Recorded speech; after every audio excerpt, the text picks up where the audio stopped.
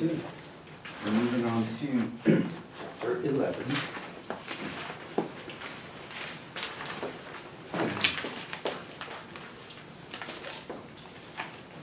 I expect to do two sections, 11.1 and 11.2. We talk about sequences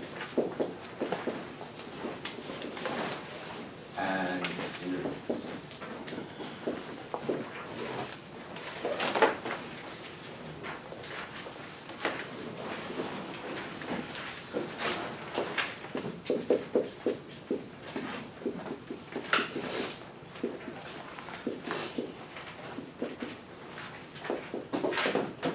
Be a little lax with the definitions here, but I wanted you to have a good idea overall of what we're talking about.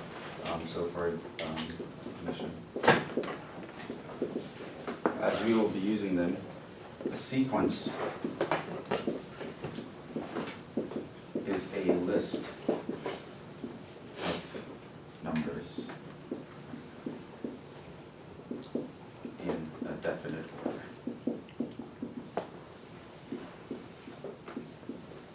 So it's an ordered list of numbers, okay? And there's some sort of pattern that you want to capture by looking at this list of numbers, but it's a list of numbers in a definite order. So we can think of something like, example, look at a list like this.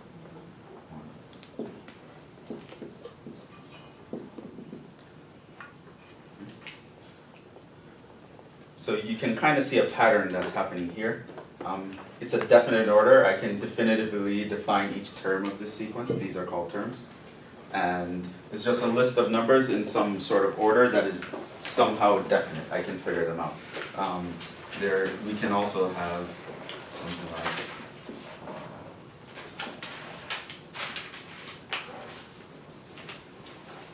or I can have something like an example. 0, 1, 1, 2, 3, 5, 13. So let's actually talk about these that I just listed as examples. Notice here, the ellipsis means pattern continues.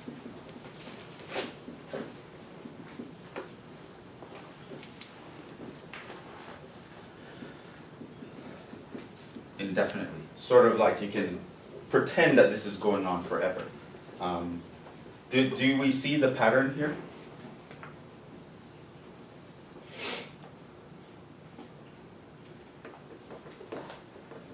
Do you see a pattern? How do I get to the next number all the time? Yeah? You add 2. You add 2.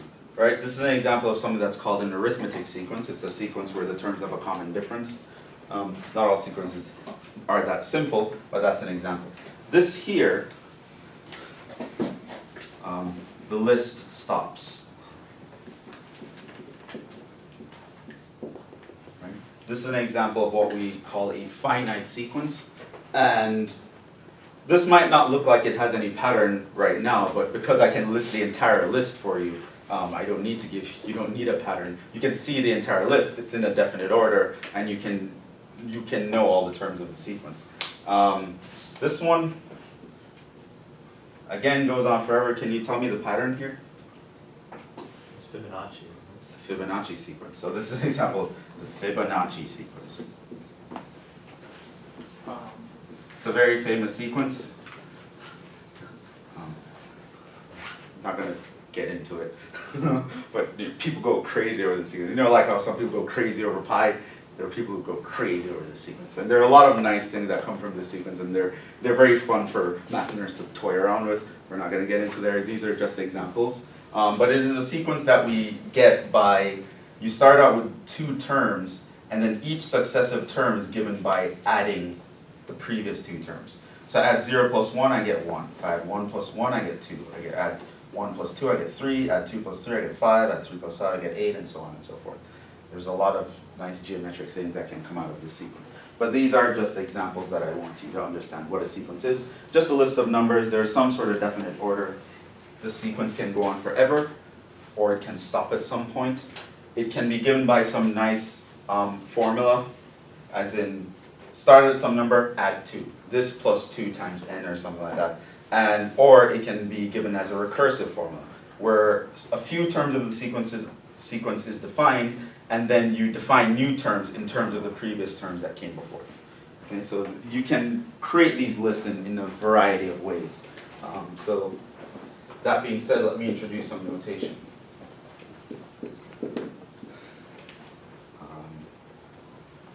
So just like functions, we can name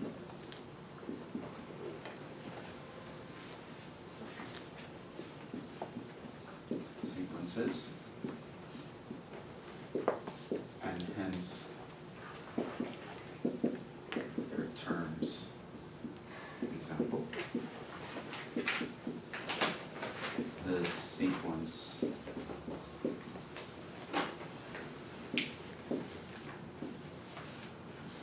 you can put something like that. Now normally what you do is you actually tell them where the sequence starts and ends. So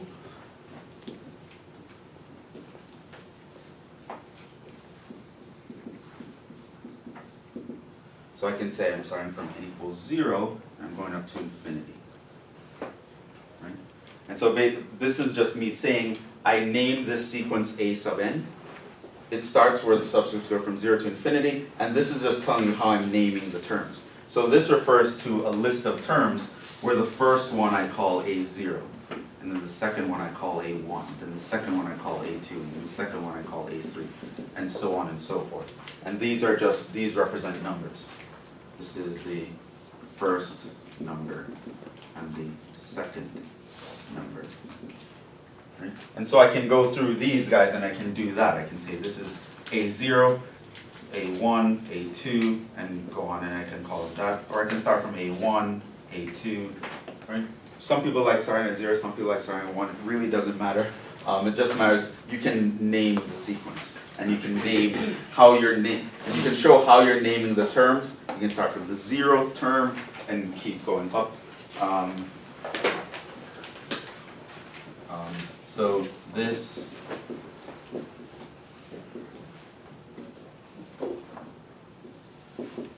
gives an infinite list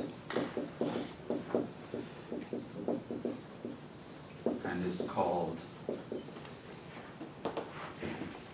an infinite sequence.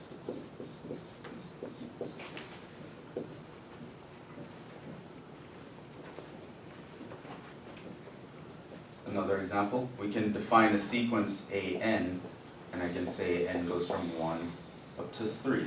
And this is referring to a1, a2, a3. This is a finite list.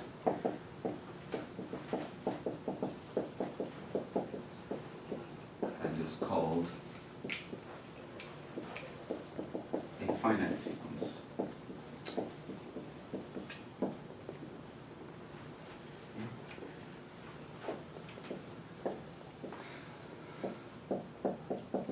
We may just write an and not specify the range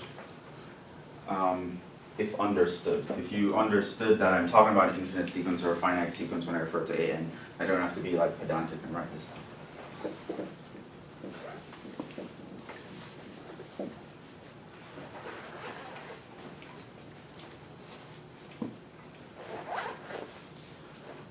Now there's a lot we're missing out here, but I'm really giving you the essentials that we sort of need in Calc 2.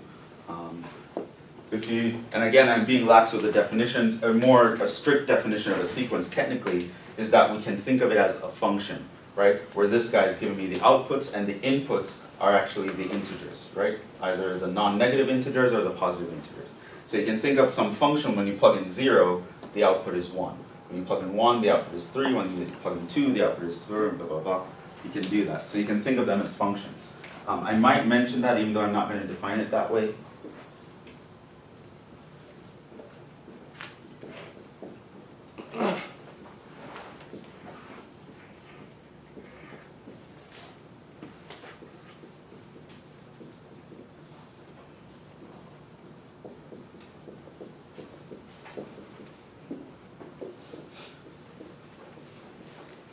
So the domain is either going to be 1, 2, 3, usually, or 0, 1,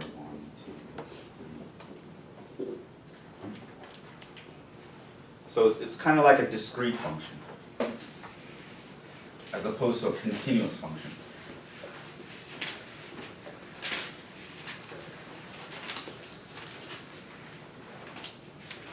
Hence, you can often define them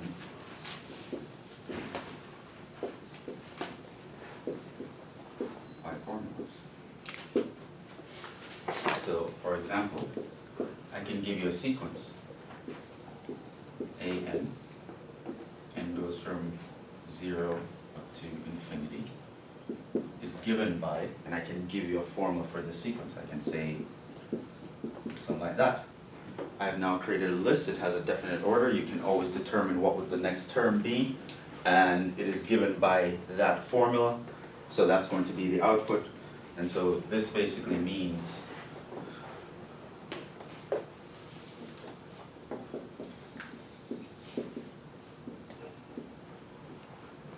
I plug in when n equals 0, I get the number 1. When n equals 1, I get a half.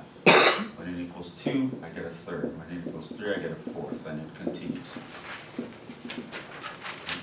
This here is when I plug in n equals 0, so this is my A0. Here's when I plug in n equals 1, this is my A1. Here I plug in n equals 2, this is my A2, so on. And this goes on forever. It's an infinite sequence defined by that formula.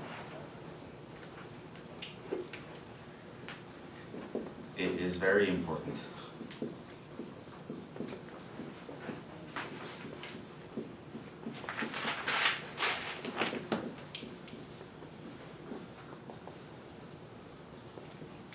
For us to know when a sequence so-called converges. Let me talk to you about that.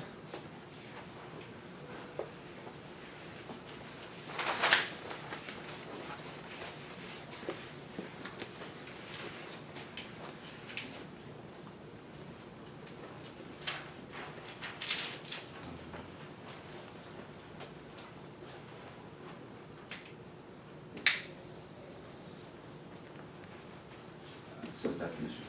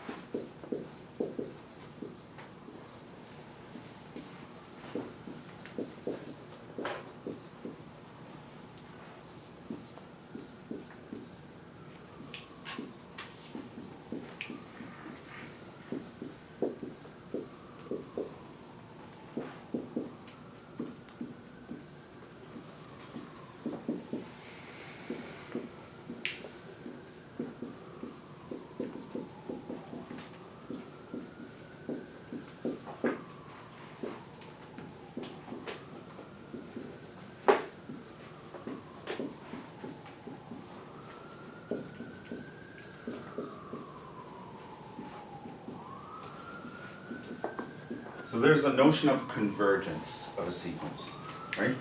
Basically, if I have a sequence, and it might be given by a formula, it might not, but you can kind of see some sort of pattern. But we say converges to a number L. If, when we take the limit as n approaches infinity of the sequence, it approaches some number L. L has to be a finite number. The sequence will diverge otherwise, and we may write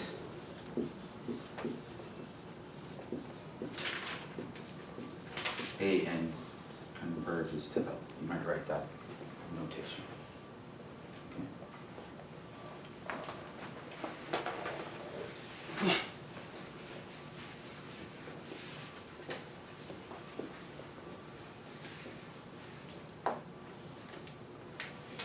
Example.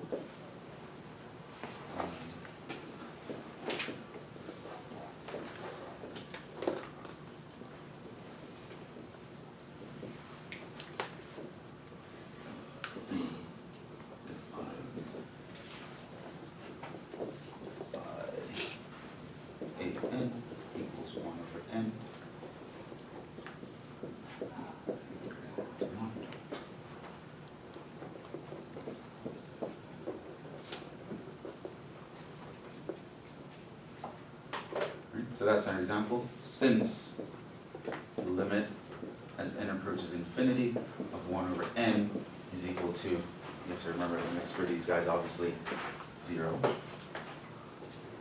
We say the sequence a n equals 1 over n converges to 0.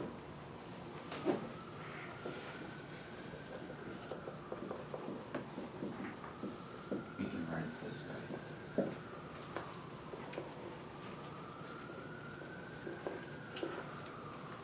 I'm sort of rushing through sequences because they're not the point. The thing we really want to get to is the series part, but the study of sequences is going to be very important in the study of series. And there are some things with series that we define in terms of sequences and the convergence of sequences, so that's important for us to know. There are a couple theorems that I want to give you. Let's see.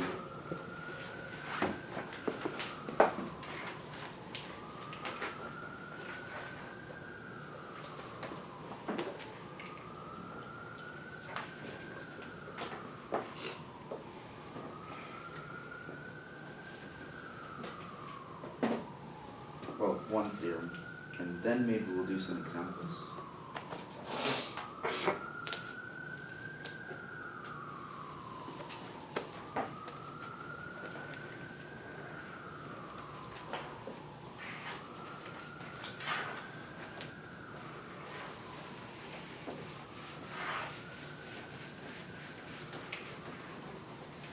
And by the way, pictorially, we're not often going to do this, but you could imagine pictorially what's going on here. But you'll see that a sequence, you can even think of it as a discrete function. Where this is your an value, and this is your n value. But we're only plugging in like 1, and 2, and 3, and 4, and 5, and so on. And so at 1, when you plug in 1, you get 1. When you plug in 2, you get a half. Plug in 3, you get a third. Plug in 4, you get a quarter. Right? You'll notice that when you're plugging in each successive points, now you do not connect these points with a line. That's not what a sequence is. It's just these discrete isolated points. But you can kind of see that they're tending towards a certain behavior. The farther you go, they're all getting closer to some output value. And we say that the sequence converges to that value when it happens. Not all sequences converge. So I can say, for example, let's say an equals n. So this here is a picture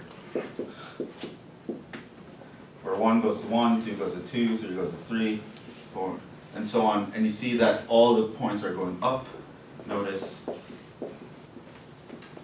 the limit as n approaches infinity of a n in this case is just the limit as n approaches infinity of n, which is in n. And so we can say a n diverges. Or we can write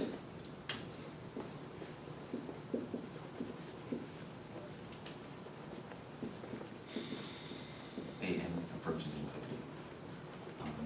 I can give you another example.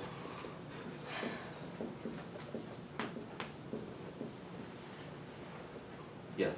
So when you say like n equals 1 to infinity, you only mean integer values, right? Yes. Okay. They're all only integer values. Okay.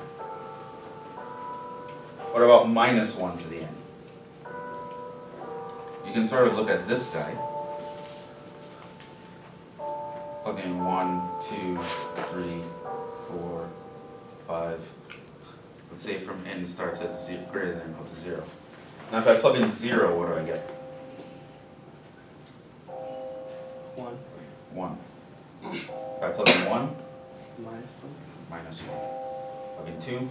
you get 1. Plug in 3, minus 1. 4, 1. 5, minus 1. And so what you see is this guy's just bouncing up and down. There's never going to be any single value that he settles at. Right? Now I know some people, like the string theorists, might say, oh, let's just find the average value and assume that's a half, and then they can derive all sorts of craziness from that. But in a mathematical sense, this does not converge. And we can't even write down anything like this we can say just here an diverges.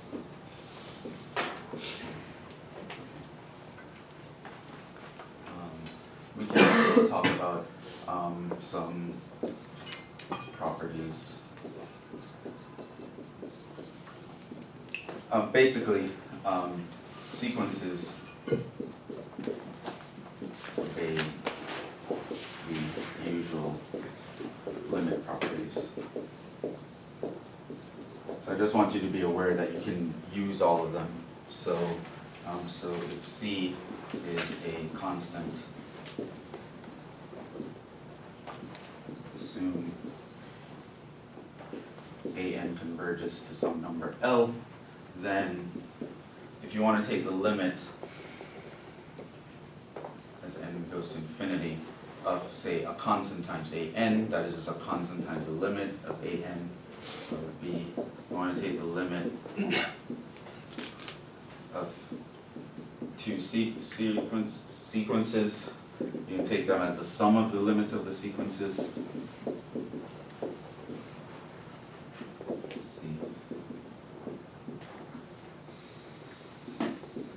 You have a product of sequences, and the limit is the product of the limits of the sequences. So all that works. And I'm assuming here L is finite. When you throw infinity into the mix, things get pretty weird. So we have all those limit properties. What else do we have? Oh, works for divisions and powers as well.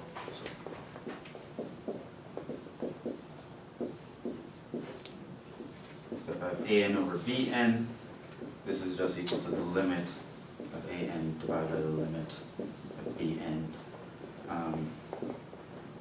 If limit of bn not equal to 0, and if I have the limit of a raised to a power,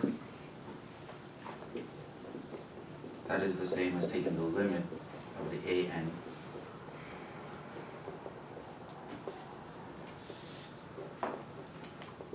and raise that entire thing to the power.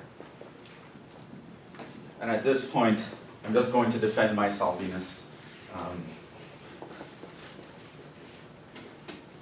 which is pretty commonplace for sequences.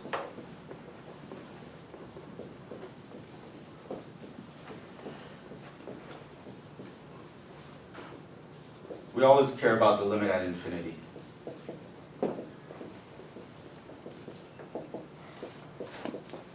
So we sometimes, most of the time, just write LIM, right? Everyone knows it's going to infinity even if you don't write. So when I say this, it's being kind of sloppy, but it's understood anyway. Sequences, we always care about going off where they're heading off in infinity. So I'll never take the limit of a sequence as n approaches 15. Like, it's never going to be a thing that someone would consider. So it's not very useful. It's also not very practical because you can't approach, right? When you start sort of talk about what a limit is doing, you can't really approach it, right? You can't get arbitrarily close to 15. It doesn't really make sense to say that. Another important theorem. And we'll probably talk about convergence of series next time. I'm just giving you the important ideas that we need here. Is let n be a sequence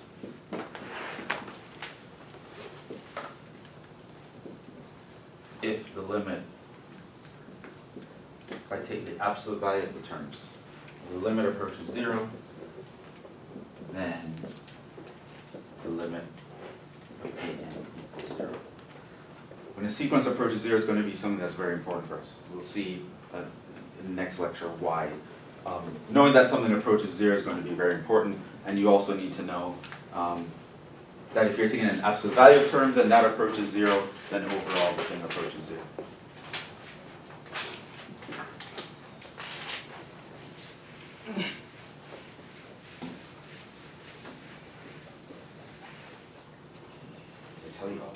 complete.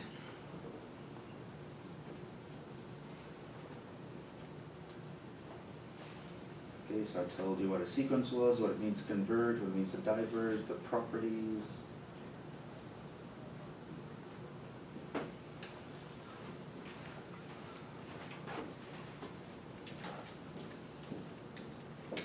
Theorem, another theorem that you can apply. Finding the limit of sequences is going to be very important for the future. While sequences we don't care about too much, like knowing how to deal with them is going to be important. The squeeze theorem holds.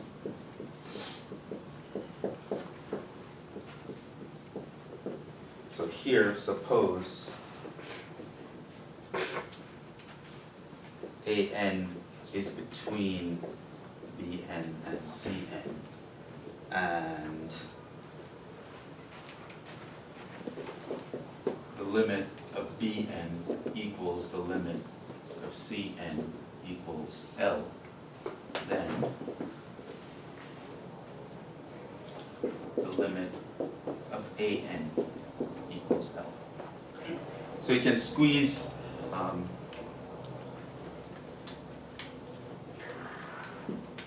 i.e. if you realize that there is some number that's sandwiched between the same number, if this is greater than or equal to L and at the same time it's less than or equal to L, then it must actually be L. This is what the squeeze theorem says. And again, that's something you would have seen before. And you can use that to help you figure out a lot of limits as well. So if something that's might be a little too complicated, you can use the squeeze theorem to do that. So for example, kind of a silly example, but just an example nonetheless. Let's say our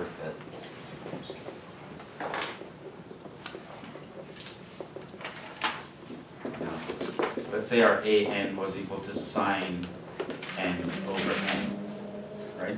And you're sort of concerned to where that's actually going to go because you know that your sine can give you positive and negative values and you're worried about it bouncing up and down. The idea is we can note if we want to find the limit of AN, we can note that the sine of n will always be greater than or equal to -1, less than or equal to 1, which means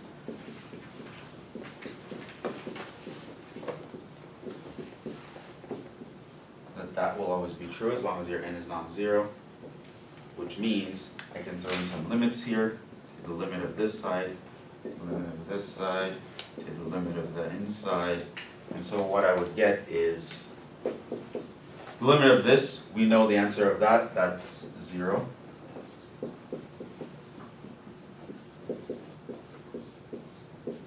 Limit of this is also 0.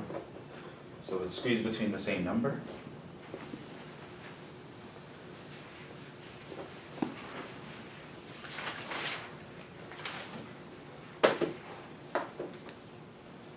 So this means that the limit of sine n over n is equal to 0.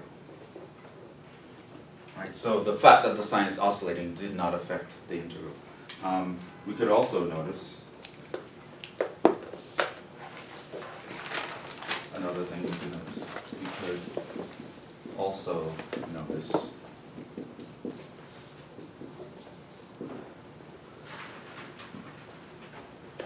that same -1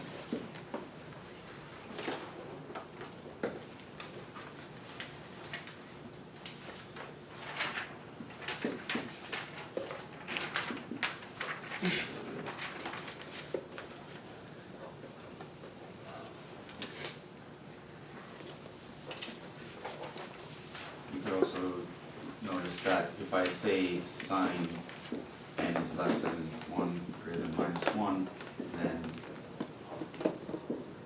another way of thinking about that is using absolute values. You can use that expression. And so this would mean that your sine n over n is less than 1 over n. But we also always know that that's going to be greater than 0. And this means we can actually apply the theorem again. See, here we're using the limit of 0. Assume it's the limit of this. Assume it's the limit of that.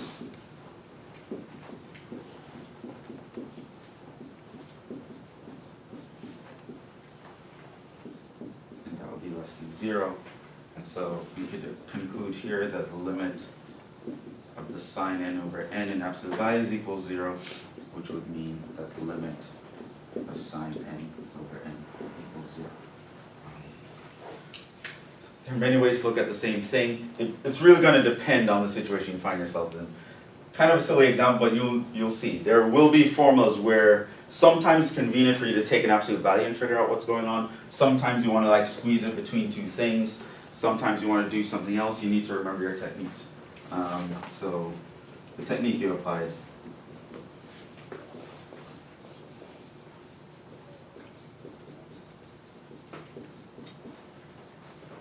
will vary by context.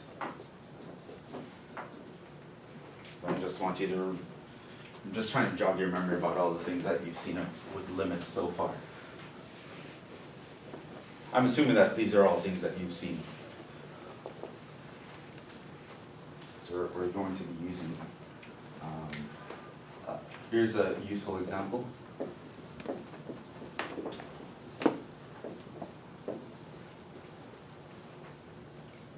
Suppose an equals n factorial over n to the n. Find limit n.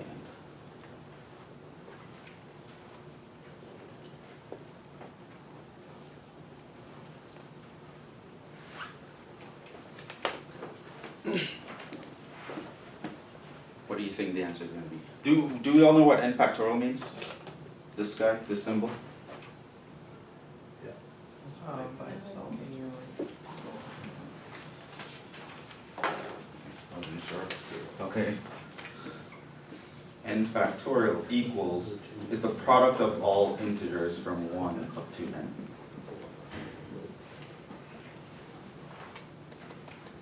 Right, so I can say 5 factorial, that's just 1 times 2 times 3 times 4 times 5.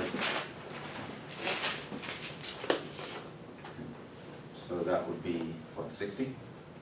This is 20, 120. Huh? So that's an example. That's what n factorial means. You're multiplying all integers up to the number n.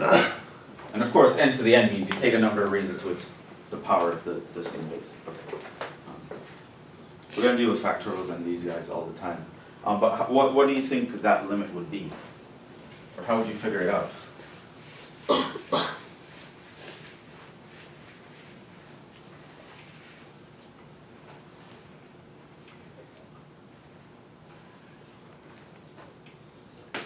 Well, one way to do it is to actually write out what it means. So if you look at an, you're looking at the anth term. What that actually means is it's 1 times 2 times 3 times 4 times n minus 2, n minus 1, and then n. That's what the top is. Now if you look at the bottom, what would that look like? Well, it's n to the nth power, right? So that's just basically n times itself, n times. N times n times n times n times n times n times n. So each term of the sequence would look like that. And so now what you can do is you can kind of think of these guys each as their own product.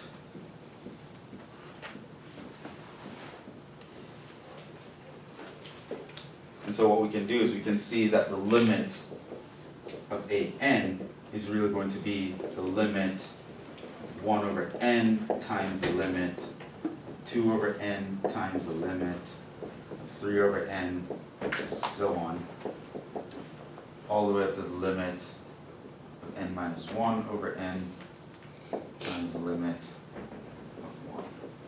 Right? Limit of 1 is going to give you 1, but notice that all these other guys are giving you zeros. And so we can apply the limit property to tell you that this sequence actually converges to 0. This gives us a useful fact.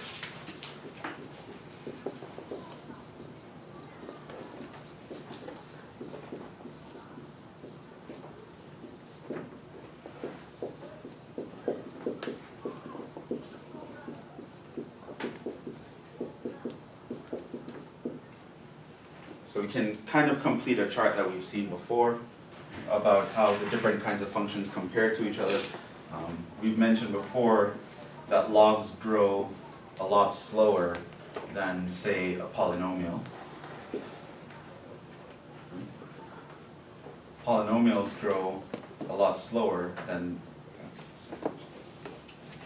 a polynomial. Polynomials grow a lot slower than, say, an exponential. Exponentials, it turns out, grow a lot slower than factorials. And as this sort of indicates, as they're going off to infinity, this guy overwhelms that guy so much that the top is like nothing.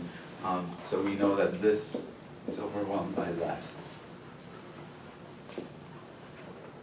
Right, and this is sort of the order of magnitude. So whenever you have sort of like a division happening between any of these functions, you'll kind of know who the biggest guy is going to be, and this will kind of let you know quickly, is this thing going to 0, or with a little bit of manipulation, is this going to 0 or not? Who's going to win? Yeah? How come it wouldn't be 1 if your last term is, oh sorry, you're multiplying that? Yeah, multiplying a bunch by 0. Okay, sorry. Yeah. So the fact is you have to make sure that the properties I give you, they only apply when all the terms are finite. So I did have to consider, I need to make sure that none of these guys go off to infinity, because then I'm in an infinity times 0 case, and that's kind of indeterminate. But in this case, everyone goes up to be 0 when I'm taking the limit, and the last few guys will go to 1, and it's not going to matter. Okay? But we can kind of have this relationship here, and so I can always know that if anyone on the right is in the denominator of someone on the left, then that limit is going to go to 0, vice versa. If anyone on the left is in the denominator of someone on the right, that's going to go out to infinity. This is always something you can assume now.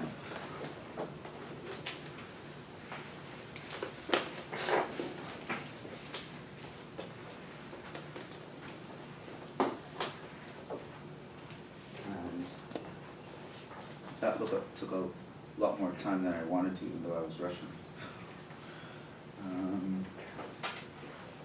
And we're still kind of not done. I do want to talk about increasing.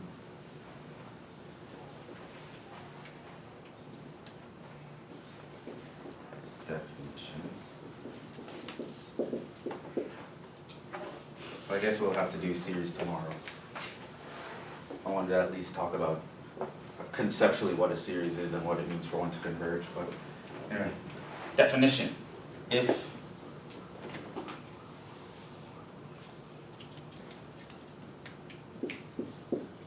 let A(n) be a sequence, we say A(n) is increasing, or an increasing sequence, if each successive term is greater than or equal to the previous term.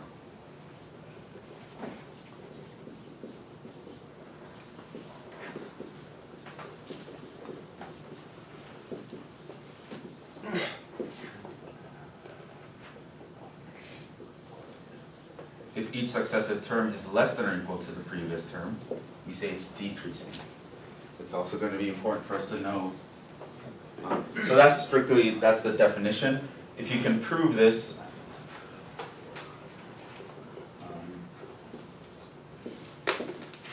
we can also use calculus here. So I know we haven't been mentioning a lot about calculus. But we can use calculus to determine increasing and decreasing in the usual way. So if A(n) is differentiable,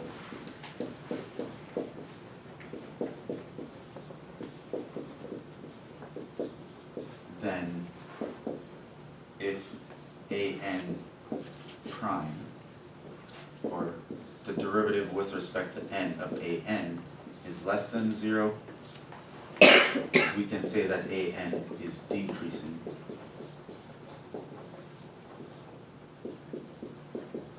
on the interval you're considering.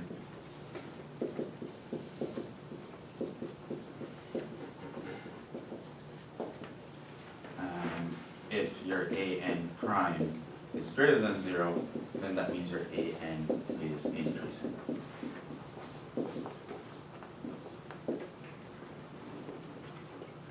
So you'll notice on the handout that I gave you, there are some tests that where you need to figure out if it's increasing or decreasing in order to apply the test. There are other tests where you need to figure out if the limit approaches 0 or not in order to apply the test. So those are the two sort of main things we need to use.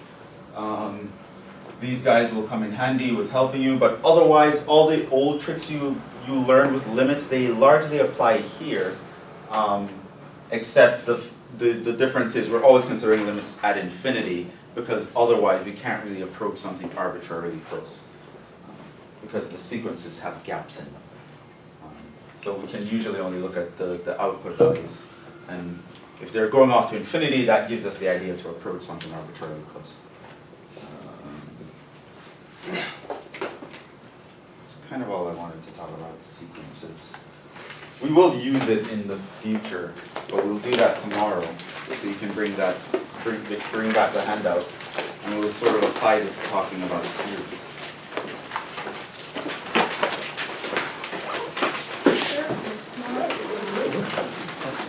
We have a test.